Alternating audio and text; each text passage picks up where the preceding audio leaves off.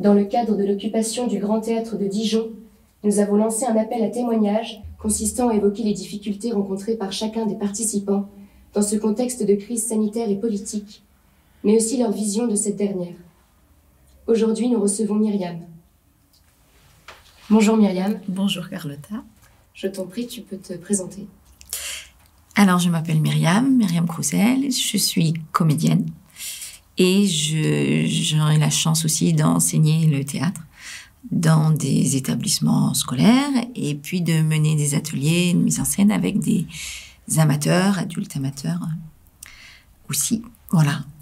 Quelles difficultés aujourd'hui tu rencontres dans le cadre de ton activité ? Alors, double difficulté, comme beaucoup de comédiens, je ne peux pas jouer ou plus jouer. Et ce qui est assez violent, c'est que maintenant, on n'a plus de report. Au départ, on nous disait, voilà, on reporte à l'automne, puis on reporte au printemps. Puis maintenant, c'est annulé, c'est pas reporté. Donc ça, c'est difficile de se projeter. C'est le lot de notre métier en général, mais c'est difficile quand même plus actuellement pour ça. Et puis moi, j'ai la chance, voilà, la grande chance par rapport à d'autres collègues qui se retrouvaient sans rien, de pouvoir continuer à enseigner justement. Parce que au départ, quand j'ai commencé, ça va faire 30 ans, moi, que je suis intermittente, j'avais quelques ateliers, j'aimais bien transmettre, j'ai toujours aimé, mais j'en prenais pas trop pour pouvoir partir en tournée, que ce soit pas un fil à la patte. Et puis j'ai eu un accident grave qui a fait que j'ai changé ma pratique et je suis passée à 60-70% d'enseignement et on va dire 40% de jeu. Et donc ça m'a permis de pas être devant un vide abyssal, plus de répètes, plus de représentations, mais encore des cours auprès des élèves. Donc ça, c'était chouette. Jusqu'à présent, parce que là, évidemment, avec le confinement, j'avais plus rien du tout. Alors, je parle pas des ateliers amateurs, adultes, puisque ça, on n'a pas le droit de reprendre. Et je trouve, voilà, on en parlait que c'est dramatique. Je parle pas en mon nom, la dramatique socialement, humainement dramatique, parce que beaucoup d'adultes, en fait, sont complètement isolés, quoi. Donc là, c'est même pas une histoire de perte artistique, c'est une catastrophe sociale, humaine, qui est en train de se passer, alors qu'en plus, on sait très bien que les enfants ont le droit de reprendre, pas les adultes, alors qu'ils brassent tout autant que nous, adultes, on est à un horaire où il y a moins de monde. Enfin bon, peu importe, c'est comme ça. Mais je trouve que c'est hyper dur pour le lien et pour la rencontre pour beaucoup de gens dont on parle pas assez, qui ont plus de chorale, plus d'associations, plus rien. Je pense aux non-actifs notamment. Je trouve que c'est très injuste.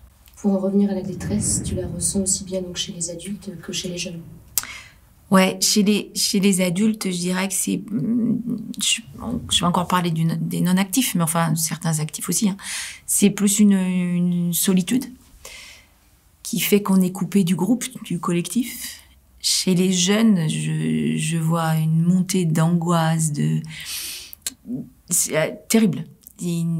Quand j'y vais, mais c'est un besoin vital, quoi. D'aller sur le plateau, de faire des impros, d'exploser, de pouvoir sortir les angoisses et le reste.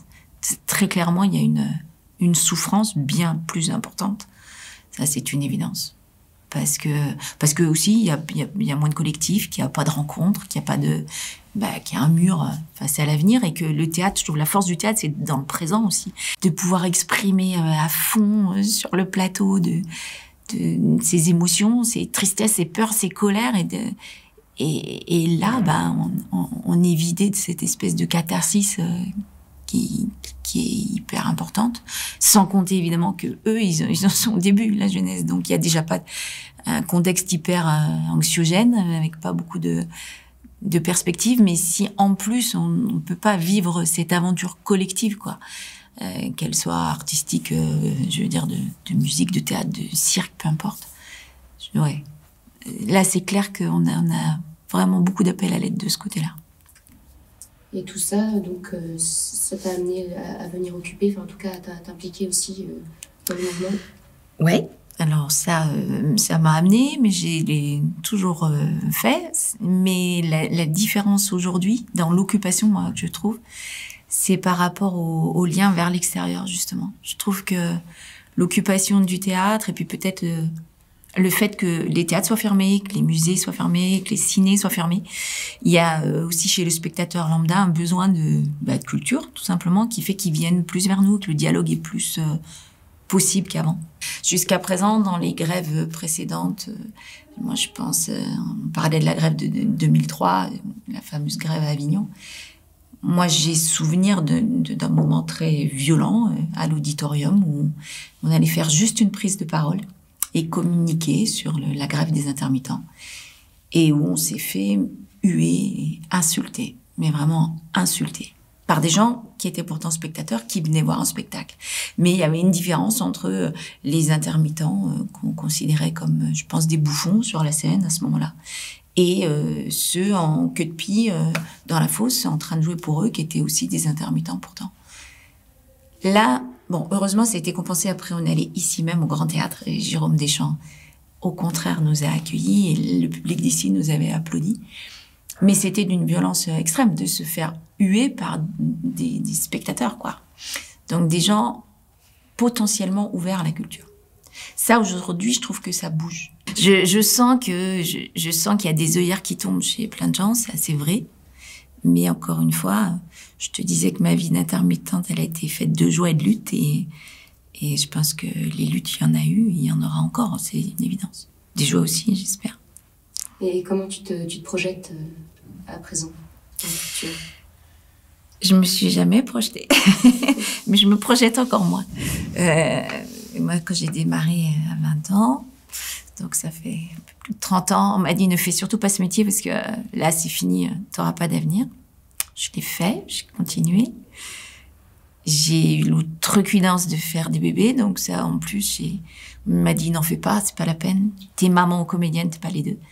J'ai pu être les deux. Aujourd'hui, ce qui me fait beaucoup rire souvent quand on joue dans des salles des fêtes, dans des petits villages, c'est qu'à la sortie du spectacle, quand on boit un coup, on nous dit souvent, pas toujours, mais souvent, et sinon vous faites quoi comme métier à côté? Voilà. Jusqu'à présent, ça me faisait rire, parce que là, je me dis, et sinon, je vais faire quoi comme métier après? Mais en même temps, je vis au jour le jour, et je me dis, il faut continuer comme ça. C'est la force aussi de vibrer sur le plateau, et j'essaye dans la vie de me dire pareil. Tant que je peux, je continue. Il faut continuer d'y croire. Voilà, ouais, il faut continuer d'y croire. Tu voudrais nous lire un texte? Tu peux nous le présenter? Alors, c'est un texte qui a été lu au Molière par Laurent Terzieff, il y a une vingtaine d'années, et qui s'appelle « La vérité du comédien ».